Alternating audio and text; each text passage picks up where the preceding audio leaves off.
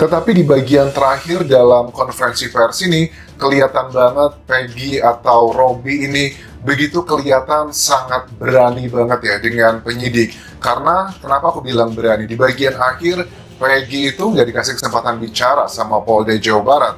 Juga cukup unik kenapa dari pihak kepolisian tidak memberikan kesempatan dia berbicara ke media, tetapi dia mencuri sendiri kesempatan. Ada sebagian rekan-rekan wartawan yang tanya, gimana kabarnya Peggy? Kemudian dia langsung memberikan statement, bahkan dia walaupun sempat dihalangi oleh sejumlah anggota kepolisian, sempat mau ditutupi mulutnya, karena di bagian depan nggak sampai kena ya, cuma menghalangi aja dari kamera wartawan. Dia teriak-teriak beberapa poin, di antaranya dia bilang adalah, saya rela mati, saya tidak melakukannya. Terus ada wartawan yang tanya, kenapa kamu ganti identitas? Tidak, nama panggilan gaul saya itu Robi. Saya difitnah, saya nggak pernah melakukan pembunuhan itu, tidak. Ibu yakin polisi salah tangkap karena anak saya tidak pernah melakukan kejahatan seperti itu. Waktu 2016, waktu kejadian anak saya pun lagi ada di Bandung, lagi kerja, udah berangkat. Sebelum kejadian sudah berangkat selama 3 bulan. Dengan DPO beda jelas, jauh bedanya. Anak saya rambut tidak keriting lurus, terus nama pun beda. Nama anak saya Peggy Setiawan, sedangkan Egy itu namanya Egy. Alamat saya di Kepongpongan, Blok Simaja, sedangkan Egy di Banjar, Wangunan. Lagi-lagi netizen di Konoha mencium bau-bau kejanggalan, Pak. Yang pertama adalah waktu DPO itu diluncurkan, ciri-ciri khusus si Peggy ini adalah rambutnya keriting, Pak. Itu kenapa tiba-tiba lurus, Pak? Peggy, lu jujur sama gue, lu di smoothing atau pakai obat pelurus rambut? Nah, yang kedua, si Peggy ini ditemui di Bandung. Bapak ini 8 tahun nih, Pak. Ternyata bocahnya ada di Bandung. Kenapa baru ketemu ya, Pak? Saya pikir kan, netizen pikir gitu kan, bersembunyinya di Papua, ya kan, di semak-semak yang jauh di sana gitu kan. Pantes nggak ketemu gitu kan. Ternyata ketemunya di Bandung, Pak. Deket ya, Pak? Yakin kalau itu sih Peggy itu salah sasaran.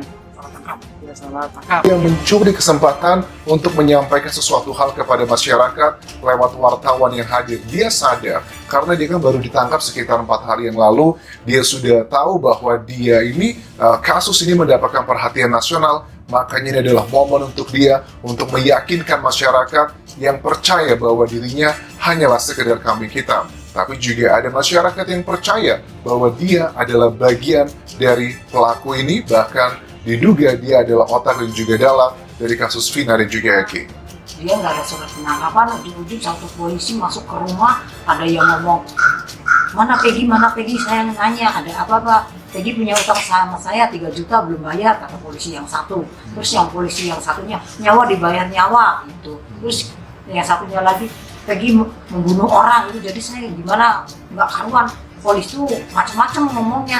Ada yang satu langsung masuk menggeledah semua kamar, digeledah semua, terus itu langsung lah motor itu dibawa. Ditanya, ini motor siapa? Ini motor Peggy. Ini kenapa dalam keadaan rusak? Saya terangkat, ini motor rusak, mau dibenerin minggu depan.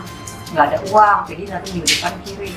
Nggak percaya di unit, pasti motor habis dilakukan kejahatan, jadi rusak, namanya kayak gitu. Gelagat Peggy, berontak saat rilis kasus Vina Cirebon disorot Hotman. Pak Jokowi, darurat hukum.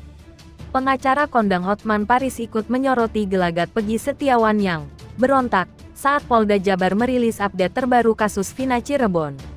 Diketahui, Peggy Setiawan alias Perong alias Robi Irawan berontak saat Polda Jabar merilis kasus pembunuhan Vina Cirebon, Minggu tanggal 26 Mei tahun 2024.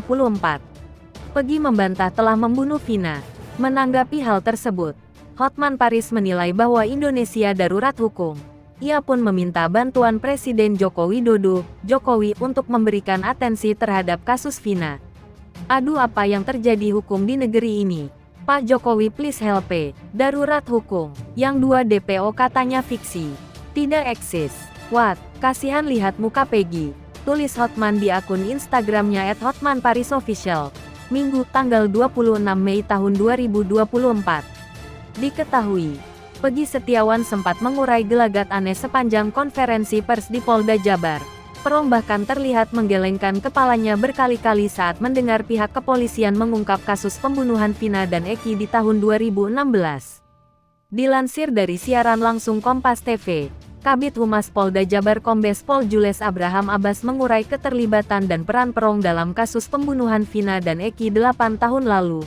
Peggy Setiawan disinyalir berperan dalam penganiayaan terhadap Rizky alias Eki dan Vina hingga korban meregang nyawa.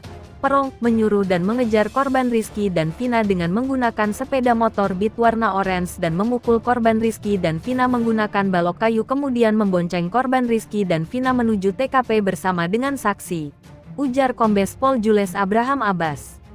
Perong juga dituding memerkosa almarhumah Vina dan membunuhnya serta membuang jasad Vina dan Eki ke jembatan Talun kawasan Kabupaten Cirebon di tanggal 27 Agustus tahun 2016. Memukul korban Rizky, menggunakan balok kayu lalu memperkosa korban Vina dan membunuh korban Vina dengan cara dipukul menggunakan balok kayu dan membawa Rizky dan Vina ke flyover, pungkas Kombes Pol Jules Abraham Abbas.